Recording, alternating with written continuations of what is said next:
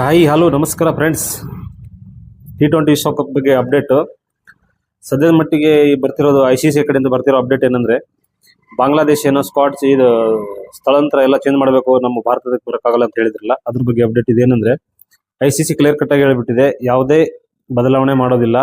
ಶ್ರೀಲಂಕಾ ಇಂಡಿಯಾದಲ್ಲಿ ಬಾಂಗ್ಲಾದೇಶ ಭಾರತಕ್ಕೆ ಬಂದರೆ ಬರಲಿ, ಇಲ್ಲಾಂದರೆ ಆ ಪ್ಲೇಸಿಗೆ ಸ್ಕಾಟ್ಲೆಂಡ್ ತಂಡವನ್ನು ತಗೊಳ್ತೀವಿ ಅಂತ ಹೇಳಿದ್ದಾರೆ. ನೋಡೋಣ ಫ್ರೆಂಡ್ಸ್ ಮುಂದೆ ಏನಾಗುತ್ತೆ ಅಂತ. ಈಗ ICC ಅಂತೂ ಕ್ಲಿಯರ್ ಕಟ್ ಆಗಿ ಹೇಳ್ಬಿಟ್ಟಿದೆ, ನೀವು ಬಂದಿಲ್ಲ ಅಂದ್ರೆ ಸ್ಕಾಟ್ಲೆಂಡ್ ಅನ್ನು ತಗೊಂಡು ನಾವು ಆಟ ಆಡಿಸ್ತೀವಿ ಅಂತ ಹೇಳಿದ್ದಾರೆ ಕ್ಲಿಯರ್ ಕಟ್ ಆಗಿ. ಇದು ಒಳ್ಳೆ ನಿರ್ಧಾರ, ಇನ್ನೇನು ಮಾಡೋಕ್ಕಾಗಲ್ಲ. ಅವ್ರ ಮೊದಲು ಅವ್ರದ್ರಲ್ಲೇ ಸರಿ ಇಲ್ಲ. ಮೊನ್ನೆ ನಡೀತಿರೋದು ಮ್ಯಾಚ್, ಯಾವುದೇ ಮ್ಯಾಚ್ ಲೀಗ್ ನಡೀತಾ ಇದೆ ಅವ್ರದ್ದು, ಆ ಲೀಗೇ ನಿಂತು ಹೋಗಿದೆ, ಆ ರೀತಿ ಮಾಡಿದ್ದಾರೆ. ಹಾಗಾಗಿ ಇದು ಸ್ಕಾಟ್ಲೆಂಡ್ ತಂಡವನ್ನು ತಗೊಳ್ಳೋದು ಒಳ್ಳೆ ಬೆಸ್ಟ್.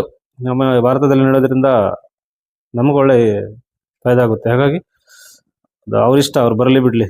ಇವಾಗ ಯಾವ್ದು ಕಡೆಯಿಂದ ರಿಪ್ಲೈ ಏನು ಬರುತ್ತೆ ನೋಡೋಣ. ಓಕೆ ಫ್ರೆಂಡ್ಸ್, ಮತ್ತೆ ಸಿಗೋಣ.